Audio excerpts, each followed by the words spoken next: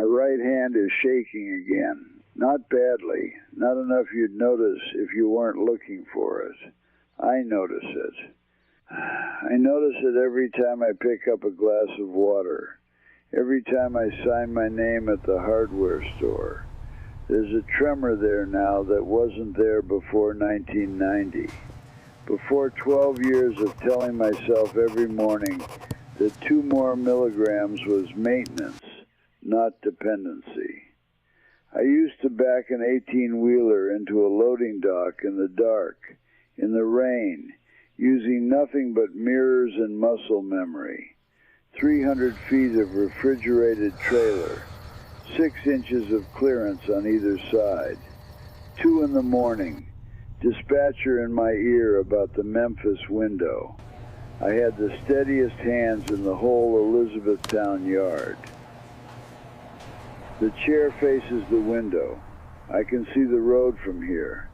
Not Interstate 65, just the secondary, but trucks come through. I can hear one right now.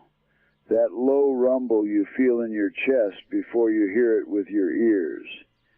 Reefer unit by the compressor sound. Running refrigerated, maybe dairy, maybe produce. I know by the sound.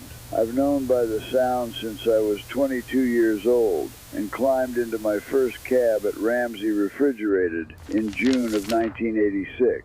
By 1990, I was their best driver. Dispatchers fought over my hours.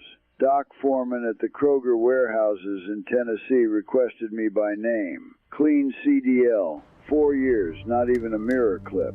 $38,000 a year, a 3-bedroom house, a wife named Linda, and a 3-year-old named Brandon, who thought his daddy drove the most important vehicle in the world, which he did. You understand that. A truck driver in 1990, we kept the country running. Everything you ate, everything you wore, everything you plugged into a wall came off the back of a truck that someone like me drove through the night while everyone else slept. We were proud of it. I was proud of it. I need to tell you about Pete Darden. Pete had been driving since 1971. 20 years of road in his face. Tankers out of Knoxville mostly. Same corridor I ran. The kind of man other drivers deferred to at the counter. When Pete talked, you listened. October of 1990. Nashville run. 140 miles left and I was fading. Not falling asleep. I knew the signs. But the brain behind my eyes had gone somewhere else. I pulled into a pilot station outside Cookeville, Tennessee. Pete was out back, sitting on a stack of pallets, smoking. He looked at me and said, "You look like you're running on fumes, Dean." He set 2 small, round, white tablets on top of the pallet, no label. He said, "Co-pilots. Half the guys on this corridor use them. Take one now, one at the state line if you need it. You'll make your drop no problem. Just don't let the dispatchers see you. And don't make a habit. 2, then done." I knew what they were. Everyone on the corridor knew what bennies were. Amphetamines. Been around trucking since before I was born. Korean War veterans talked about them like they were vitamin C. But Pete wasn't a stranger in a parking lot. He was a man with 20 years of road and 0 incidents.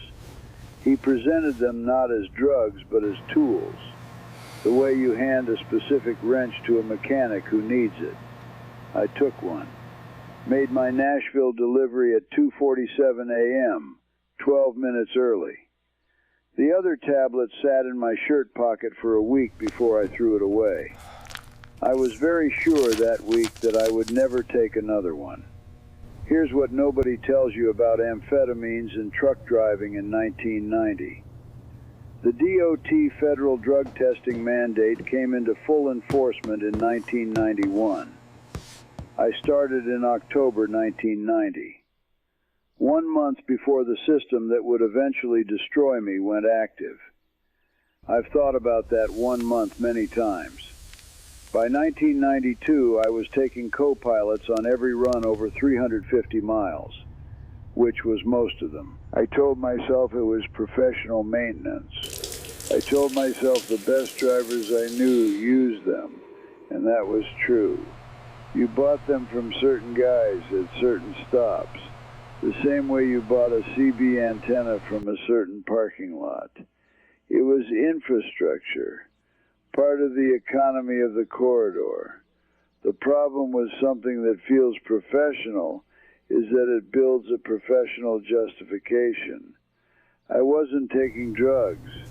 I was managing my performance. I had a mortgage to pay, a yard full of expectations. Without them, I was a driver who needed 8 hours of sleep. With them, I was Roy Dean Stivers, most reliable driver in Ramsey's fleet, never misses a window, never clips a dock. The company didn't know. Linda didn't know. I didn't know, not yet, that the calculation, I use them to work better, therefore I'm not dependent, had already been corrupted by the fact that I couldn't stop running it. Let me tell you what amphetamines are, in the language I understand. In trucking, we have a concept called deadhead miles. Those are the miles you drive empty. No cargo, just the tractor pulling a bare trailer from the drop point back toward the next pickup. Deadhead miles are the worst miles in the business. The engine burns the same diesel. The tires wear the same rubber. The hours go into the seat. But nothing is being delivered. Nothing is being earned. The truck works just as hard. Harder sometimes because an empty trailer handles worse on crosswinds. But there's no freight coming off the back. Just fuel being consumed with nothing to show for it. That is what dexedrine does to the human brain over 12 years. That is the exact mechanism translated into the only language I've ever been fluent in. Your mind runs at full throttle. The RPMs are high, the engine is loud. You feel like you're hauling freight. You feel useful, alert, capable, on schedule. But you're not. Hauling freight, you're burning fuel on an empty trailer, running route after route on a manifest that stopped existing years ago. Calling it work because the engine is running. By 1999, I was running deadhead miles inside my own skull, and I couldn't see it because the engine was still loud. 1994, Pete Darden died on the I-40 near the Tennessee-North Carolina border. Weather-related rollover. His tanker went off an overpass. They said he fell asleep. I heard about it from a driver at a truck stop in Bowling Green. I remember sitting with a cup of coffee I didn't finish. I thought, Pete was careful. Pete had 20 years. Pete was the most experienced driver I knew. I didn't think, maybe Pete was running on co-pilots too. Maybe he'd been running them long enough that even the pills stopped working. Maybe the edge he was chasing had moved past what any amount of amphetamine could compensate. That night I took a tablet before the Louisville run. The prescription came in 1998, and that's when the unofficial became official. Dr. Wayne Pruitt, General Practice, Elizabethtown. I told him I was having trouble focusing. He wrote me a script for dexedrine, 10 milligrams on the third visit. No neurological testing, no referral. Well-tolerated medication, Roy. We'll try a low dose. Dexedrine, dextroamphetamine sulfate, the brand name of exactly what I'd been buying off men behind truck stops for 8 years. Now it came in a clean orange bottle with my name on it. Roy D. Stivers. Dr. Wayne Pruitt. 10 milligrams. Take as directed. I felt for the first time in 8 years like I was not a person who used drugs. I was a patient managing a condition. Dr. Pruitt renewed the prescription every quarter for 3 years. Linda found the glass vial in November of 1997, before the prescription, the black market ones I kept in the dash. We were driving to Brandon's soccer game. She was reaching for gum and her hand found it. She held it up and looked at me and said nothing for a long time. Then, quietly, "What is this?" Not a question. I told her it was blood pressure medication. A sample vial, she wouldn't know the difference. There was a whole story I'd been keeping in reserve for this. She looked at Brandon in the rear view. She looked back at the road. She said, "Okay." She knew. I know that with absolute certainty now. She chose that Saturday afternoon to protect her son's soccer game, to keep one ordinary hour intact. 3 months later, she took Brandon and Kayla, 8 years old, to her parents in Bardstown. Filed in March, finalized in July. I was on the road the day the papers were finalized, somewhere in West Virginia. I took a Dexedrine at a truck stop in Charleston and drove. The night I knew was August 14th, 1999. I wrote the date on the back of a Flying J receipt in Lewisburg, West Virginia.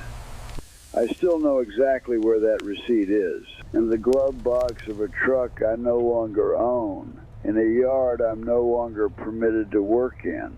I'll never get to it. It was 3 a.m., Route 60, somewhere between Lewisburg and the Virginia line. Dairy load due in Richmond at 7 a.m. I had one tablet left in the bottle. I was sitting in the cab, engine off, parking lights on, arguing with myself about whether to take it, not whether I needed it. I'd stopped asking that question years ago, whether I deserved it.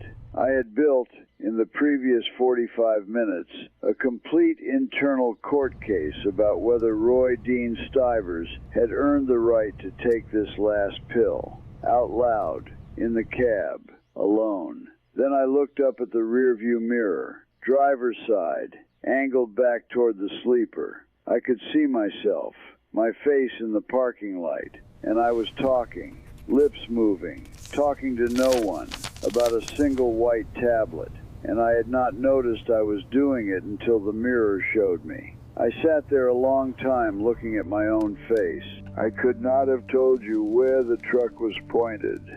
The manifest was in the folder. The route was in my head. But the answer to the question, "Where are you going?" had no weight to it. I took the tablet, made Richmond at 7:03 a.m., 13 minutes late.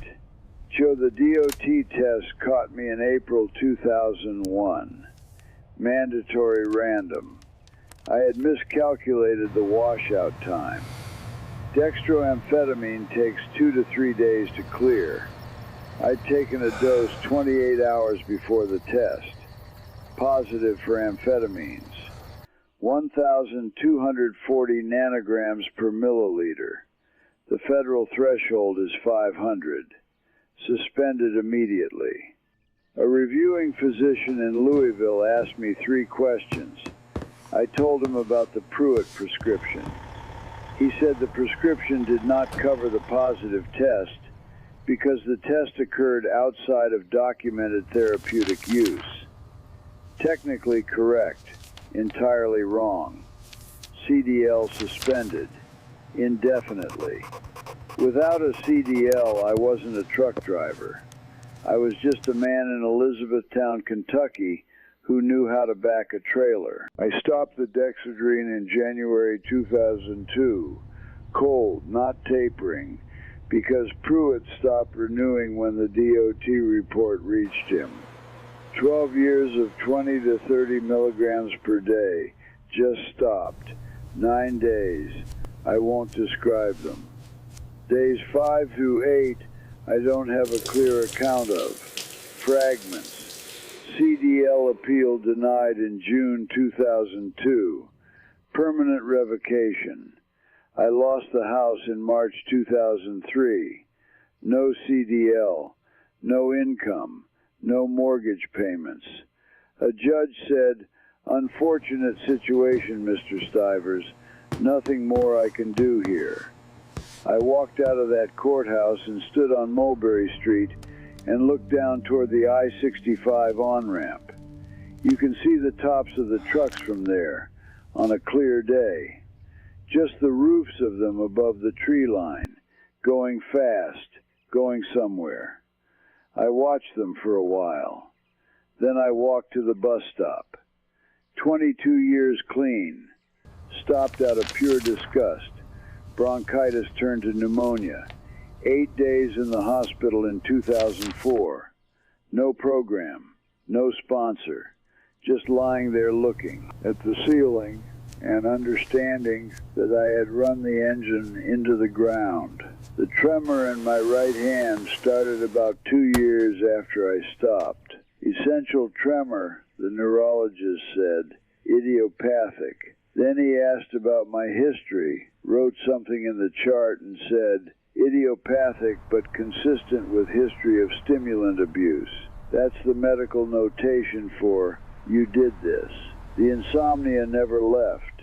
5 hours is a good night. 3 is more common. The bruxism destroyed the back teeth. 4 extractions in 2003. The grinding from 12 years of jaw tension that I never identified as a symptom until someone showed me what it had done. Kayla texts on my birthday. She called at Christmas last year. Actually called. And we talked for 11 minutes. 2 daughters I've seen in photographs.